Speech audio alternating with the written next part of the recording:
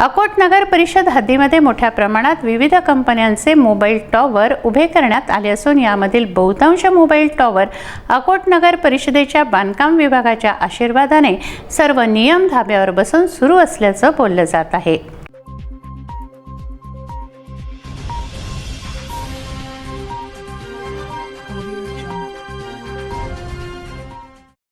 अकोट शहरात विविध कंपन्यांचे छोटे मोठे 40 वर अधिक मोबाईल टॉवर उभे असून यातील बहुतांश मोबाईल टॉवर बेकायदेशीररित्या उभारण्यात आल्याची धक्कादायक माहिती आहे।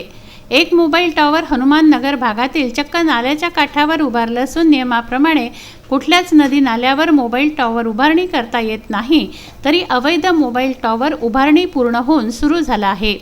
याबाबत अकोट नगर परिषदेच्या बांधकाम विभागाच्या अभियंत्यांना विचारणा केली असता अकोटमध्ये नेमके किती मोबाईल टॉवर आहेत, नाल्याच्या काठावर कुठे टॉवर उभारले, कोणी उभारले याची साधी माहिती सुद्धा ते देऊ शकले नाही।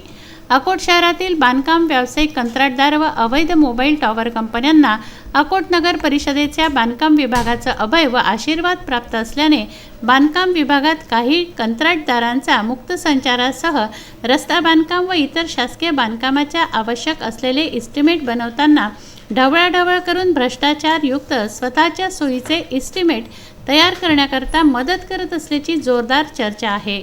यासाठी नगर परिषदेतील बांधकाम विभागातील काही अभियंता कर्मचारी कंत्राटदारांना विशेष सेवा प्रदान करताना राजरोज दिसत आहेत।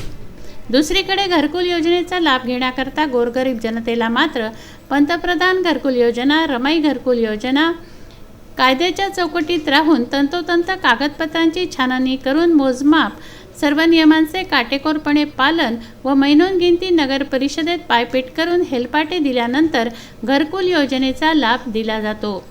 अकोट नगर परिषदेचे मुख्याधिकारी दादासाहेब डोल्हारकर यांनी अवैध मोबाईल टॉवर कंपनीवर कारवाईचे बोलले होते, परंतु अद्यापही काही कारवाई केलेली दिसत नाही।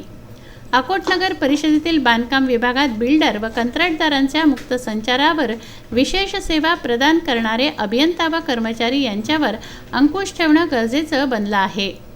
घरकुल योजनेच्या लाभार्थ्यांना योग्य मार्गदर्शन व लाभार्थ्यांचं समाधान, आवश्यक कागदपत्रांची पूर्तता व माहिती, पायपीट व नाहक होत असलेले हेलपाटे थांबवण्याकरता विशेष कक्ष स्थापन करण्याची मागणी घरकुल योजनेच्या लाभार्थ्यांनी केली आहे।